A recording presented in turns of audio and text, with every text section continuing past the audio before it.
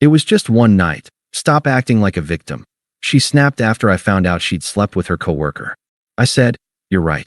It was just one night. And this is just one breakup. And started packing. She followed me room to room, crying. I loaded my car without responding. She was still talking when I drove away. Hey viewers, before we move on to the video, please make sure to subscribe to the channel and hit the like button if you want to see more stories like this. Thanks. My name's Alex, I'm 32, and I work as a software engineer. I met Sarah back in college. She was this vibrant, ambitious marketing major who could light up any room. We hit it off right away. She had big dreams about climbing the corporate ladder, and I was the steady guy who supported her every step. For 5 years, I was all in. When she got laid off 2 years ago, I covered the rent on our apartment in the city so she wouldn't have to stress. I turned down a promotion that would have meant relocating because she was just starting a new job and didn't want to uproot everything. Hell, I even helped her network, introducing her to some contacts from my side. Looking back, I gave up a lot. Weekends spent helping her prep for interviews, vacations skipped so we could save for her certifications. I thought that's what you do in a committed relationship. Build together. But over the last few months, things started feeling off. Sarah was working late more often, always at team-building events or client dinners. She'd come home smelling like wine and perfume that wasn't hers, but I'd brush it off. I trusted her. We had our routines, movie nights, cooking together, planning a future. Or at least, I was planning. She started pulling away emotionally, criticizing little things about me. You're always so predictable, Alex. Where's the spontaneity? She'd say with this edge in her voice. It stung, but I figured it was stress from work. I tried harder, surprise dates, little gifts. Nothing seemed to stick. Then came the night, everything shattered. It was a Friday. She'd been at her company's holiday party the evening before, and I stayed home working on a project. She crashed late, mumbling about how fun it was. The next morning, I was making coffee when her phone buzzed on the counter. I glanced over out of habit, force of habit from years together, and saw a text from Mark, work. Last night was wild. Can't wait for round 2. Winking face, my stomach dropped. Mark was her coworker, the charismatic sales guy she'd mentioned a few times, always with this casual admiration. He's so driven, she'd say. I didn't freak out. I waited until she woke up, sat her down in the living room, and showed her the phone. What's this about? I asked, keeping my voice even. I didn't yell. I just wanted the truth. She froze for a second, then her face twisted into this mix of annoyance and defiance. Oh, come on, Alex. It was just one night. We were drunk. Things got out of hand at the party. Stop acting like a victim. It's not like I planned it. I stared at her, feeling like I'd been punched. You slept with him? At the party. She rolled her eyes, crossing her arms. Yeah, I did. But it's not a big deal. We've been together forever. Things get stale. Mark he gets it, you know? The excitement, the ambition. You're always playing it safe, buried in your code. I needed a break from that. A break. I echoed, my mind reeling. This wasn't some abstract betrayal. It was her choosing someone else right under my nose, at an event I could have gone to if she'd invited me. Look, it was a mistake, okay? But you're overreacting. People cheat all the time.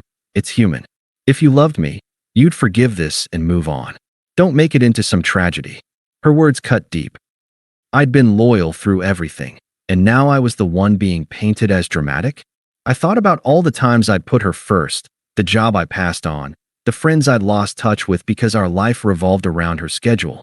It felt so undeserved, like I'd been a placeholder all along. I took a breath, forcing myself to stay calm. No screaming, no accusations. Just clarity. Tell me more about why it happened, I said quietly. She leaned back on the couch, like we were discussing the weather. Fine. Mark and I have been flirting for weeks. He's got this energy you don't. Last night, after a few drinks, we ended up in his car. It was quick, passionate. But that's it one time. You're acting like I murdered someone. Grow up, Alex. There it was, the smugness. No real remorse, just excuses wrapped in condescension. I nodded slowly, letting the weight of it sink in. The room felt smaller, the air thicker with her justifications. I didn't argue. What was there to say? She'd made her choice clear. I sat there for a moment, absorbing her words like a bad dream I couldn't shake. The coffee I'd made earlier was going cold on the table between us, steam long gone. Sarah was still leaning back, arms crossed, like she was defending a point in a meeting rather than explaining why she'd thrown away 5 years. I didn't raise my voice. I didn't call her names. I just looked at her and said, "So that's it? One night with Mark, and suddenly I'm the problem?" She sighed dramatically, as if I was the one being unreasonable. "Alex, don't twist this. It's not about you being the problem. It's about us. We've been coasting. Mark, he challenges me. He's got that drive, that edge. Last night was a wake-up call. Maybe we both need this." "A wake-up call," I repeated flatly. My mind flashed to the times I'd stayed up late helping her with presentations, or when I drove her to that conference 3 hours away because she was too nervous to go alone. All those moments felt tainted now, like I'd been investing in something that was never mine. "Yeah, exactly," she continued, her tone sharpening. "You think our life is perfect? It's routine. Work, home, Netflix, repeat. Mark gets the corporate world, the late nights, the risks. He doesn't just clock in and out like you do. And honestly, after what happened, I realized I deserve that kind of passion. Not this comfort zone you've trapped us in." Trapped. The word hung there. I'd chosen stability for us, turned down opportunities to keep things steady while she built her career. But now it was a trap. I stood up slowly, walking to the bedroom without a word. She followed, her footsteps quick behind me. "What are you doing?" she asked, voice rising a notch. I pulled a suitcase from the closet and started folding shirts into it. "You're right. It was just one night. And this is just one breakup." She laughed, but it was forced, nervous. "Oh, come on. You're seriously packing? Over this?" I said it was a mistake. "We can talk it out. Therapy, whatever. But you walking out like some martyr? That's childish." I kept packing methodically. Socks, jeans, a few books from the nightstand. The silence stretched, broken only by the zipper of the bag. She paced the room, her earlier smugness cracking. "Alex, stop. Look at me." I didn't. "Fine, you want the full story?" Mark and I connected at the party. We danced, we talked shop. He's up for a promotion, you know? One thing led to another. It was exciting, spontaneous. Something we've lost. But I'm here now, telling you. That means something, right? Most people hide it. I zipped the suitcase and wheeled it to the living room. She grabbed my arm. "You're really doing this? After everything?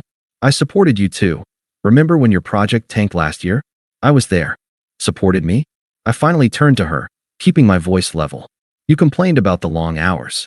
Said I was neglecting you. But yeah, you were there. In body, maybe." Her eyes narrowed. "See? This is why. You're always playing the victim. Twisting things to make me the bad guy. Mark doesn't do that. He owns his shit." "Then go be with Mark," I said simply, grabbing my keys from the counter. She stepped in front of the door, tears starting to well up. "Wait, no? I don't want that. I want us, but better. Forgive me, Alex. It was stupid, alcohol-fueled. We can fix this." I paused, looking at her. The hypocrisy hit me hard. She'd minimized it as just one night, but now she was begging? Her logic twisted like a pretzel. Blame me for the boredom, justify the cheat, then act like I owed her forgiveness. "Sarah, you chose excitement over us. Own that." "But I love you," she blurted, voice breaking. "Mark was nothing. A fling. You're my rock. A rock you stepped on to get to him," I replied calmly. I moved past her, loading the suitcase into my car outside. She followed, barefoot on the driveway, neighbors probably peeking through curtains. "Alex, please. Don't leave like this. We can work it out. I'll cut Mark off completely. Block him. Anything." I got in the driver's seat, engine humming to life. She banged on the window lightly. "Say something. Don't just drive away." I rolled it down an inch. "Goodbye, Sarah." And I pulled out, her figure shrinking in the rearview mirror, still talking, gesturing wildly. No big scene, no final blowout. Just me, detaching. The confusion swirled in my chest. Why her? Why now? But I kept driving, the city blurring by. That drive felt endless. I ended up at my buddy Jake's place across town. He and his wife Lisa were mutual friends, but they'd always been more in my corner. I crashed on their couch that night, staring at the ceiling, replaying her words. "Stop acting like a victim."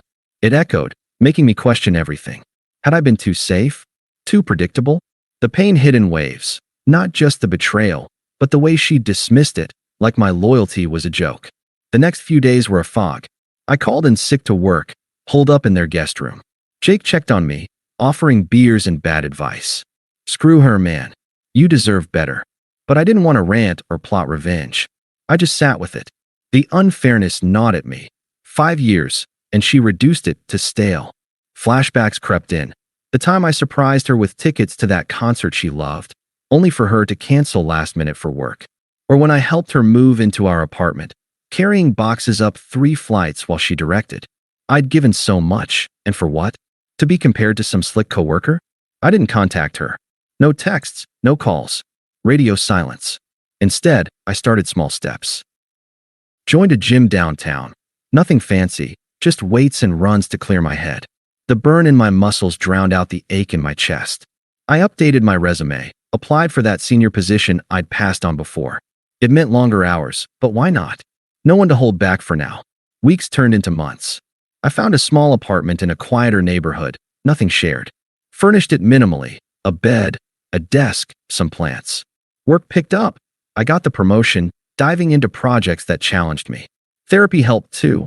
Once a week, talking through the confusion. Why did it hurt so much? I'd ask. The therapist nodded. Because it was undeserved.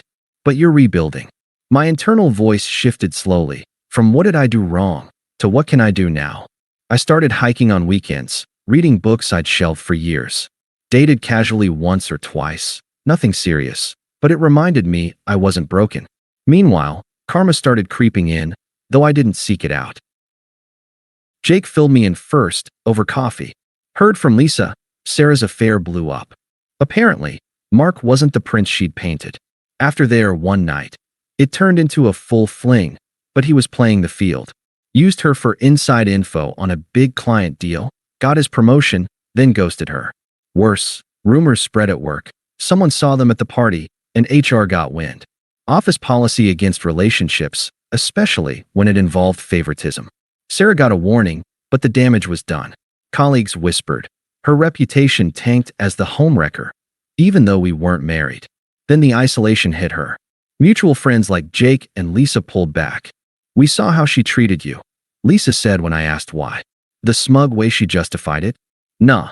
Sarah posted vague stuff on social media, quotes about growth and mistakes, but likes dwindled. Her family got involved too. Her mom called me once, voice dripping with guilt trip. Sarah's struggling, Alex. Be the bigger person. I hung up politely, no engagement. Financially, she unraveled. Without my half of the rent, she downsized to a crappy studio. Lost a big project at work, focus shot from the drama, and got passed over for a raise. Jake heard she was seeing a therapist, but it wasn't helping her entitlement. She started reaching out indirectly, liking old photos of us, commenting on friends' posts where I was tagged. But I stayed silent, focusing on my arc. I volunteered at a local tech meetup, met new people, landed a side gig consulting, padding my savings. The confusion faded, clarity set in. I'd been her safety net, but now I was free falling into something better. By 6 months out, I barely thought of her. My life had momentum, new friends, a trip planned to the mountains, even a promising date with someone from work, Emily, who shared my love for coding puzzles. The silence from my end must have driven her crazy, because that's when the direct attempts started ramping up. But that's for later. For now, sitting with the betrayal taught me resilience. It wasn't fair, but it was fuel. It started subtly, about 7 months after I drove away. I'd blocked Sarah on everything right after the breakup. No drama, just a clean cut to protect my peace. But she found ways around it. First, it was an email to my work address, the one she remembered from when I'd helped her with her resume. The subject, "Can we talk?" I opened it out of curiosity, or maybe lingering habit. Alex, I know you're mad, but please hear me out. That night with Mark was the biggest mistake of my life. I was stressed, drunk, stupid. You were always so good to me, and I took it for granted. I miss us, the routines, the comfort. Work's been hell without your advice. Let's meet for coffee. I promise, no pressure. I read it twice, feeling a flicker of that old confusion. But no sympathy stirred. She'd called it just one night, dismissed my pain. Now she wanted comfort back? I deleted it without replying. That seemed to open the floodgates. A week later, my phone rang from an unknown number. I answered, thinking it might be a job lead. It was her mom, voice sharp and accusatory. Alex, this is Helen. Sarah's a mess because of you. She's lost weight, Can't sleep. You men think you can just walk away? She told me everything. Yes, she screwed up, but forgiveness is what adults do. Her friends are worried. Even her therapist says she needs closure. Call her back, for God's sake. The toxicity hit like a wave. Helen had always been overbearing, meddling in our relationship with advice that favored Sarah. She's just passionate, she'd say when Sarah snapped at me. Now this? I kept my tone neutral. Helen, this isn't your business. Goodbye. Block that number too. Sarah escalated. Text from a new number. It's me. Please, Alex.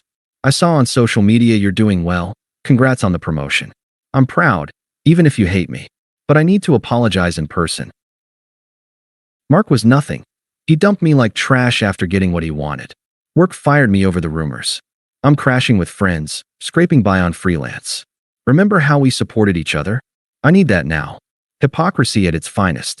She'd mocked my safe job, chased Mark's edge, and now she was paying the price. Isolated, broke, reputation in shreds. Friends like Jake had cut ties after hearing the full story. Even her family seemed strained from what I gathered. But her plea? It revealed the shift, from smug to desperate, clinging to the us she'd discarded. I didn't respond. A few days later, she showed up at my new apartment, must have gotten the address from a mutual contact. I opened the door to her standing there, eyes red, makeup smudged. Alex, thank God. Let me in. We need to talk. I stood in the doorway, arms crossed. There's nothing to say, Sarah. She pushed forward anyway, words tumbling out. Yes, there is.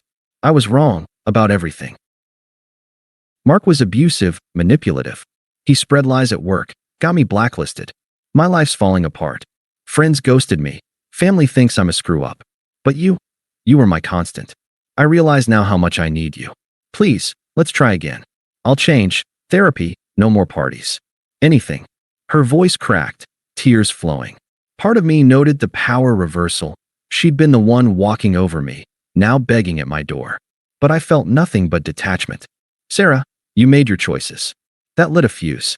Her desperation flipped to anger. Choices? Like you didn't?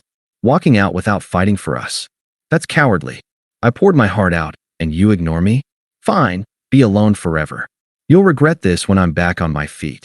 You're nothing without me. She stormed off, true colors blazing, entitled, volatile. Her family piled on. A cousin messaged me on social media, echoing Helen. Sarah's suffering. Man up and forgive. Toxic through and through. I blocked them all, the attempts peaking in desperation before fading. But she wasn't done, not yet. The final nail came at Jake and Lisa's wedding, 9 months post-breakup. It was a small outdoor affair in a park overlooking the city, mutual friends, good vibes. I'd RSVP'd yes, bringing Emily as my plus one. We'd been dating a couple months. She was kind, driven, no games. Sarah wasn't invited. Jake had made that clear after siding with me. But she showed up anyway, crashing subtly by lingering at the edge of the reception. I spotted her first, talking to a distant acquaintance. She looked worn, hair unkempt, dress ill-fitting, like she'd lost her spark. Emily and I were at a table, laughing over champagne, when Sarah approached. Alex, she said, voice shaky but forced cheerful. Congrats to Jake. Can we step aside for a minute? Emily glanced at me curiously, but I nodded politely. We walked to a quiet corner by the trees, the party hum in the background. Up close, her desperation was palpable, eyes pleading, hands fidgeting. Alex, I had to come. Seeing everyone happy, it hit me. I messed up so bad. Mark destroyed me. Abusive texts, spread rumors, even got me evicted from my place. I'm at my parents' now, job hunting endlessly. No one wants the office drama girl. But you're glowing. New job, new girl. I get it, but please, give me one more chance. We had something real. I'll prove it. The irony stung. Here she was, unraveling publicly, while I stood composed, life upgraded. Friends nearby shot glances, her failure on display against my quiet success. I felt no urge to punish, just indifference. Sarah, I said calmly, it was just one relationship. Stop acting like a victim. Her face paled, my words mirroring hers from that fateful morning. What? Alex, that's not fair. I was wrong then, but now, nothing's changed. I continued firm. You chose excitement over loyalty, dismissed my pain as overreaction. I learned from that, built a life without the drama. Work's thriving. I've got real connections, and Emily? She's everything you weren't. Respectful, present. You're irrelevant to my happiness now. I've moved on completely. Tears welled again, but anger flashed. So that's it. You're better off, and I'm trash? Hypocrite. You act evolved, but you're cold. No, I replied evenly. Just protecting my peace. Goodbye, Sarah. I walked back to Emily, who squeezed my hand. Everything okay? She asked. Never better, I said, meaning it. Sarah lingered a bit, watching from afar, but left soon after, her desperation exposed to the group, whispers following. That was the end. No more attempts. I've blocked all channels, focused forward. The betrayal was outrageous, undeserved, but it forged me. Now, she's a footnote. I'm the story. Thanks for watching. Make sure to subscribe to the channel and hit the like button. What do you think about this story? Share it in the comments.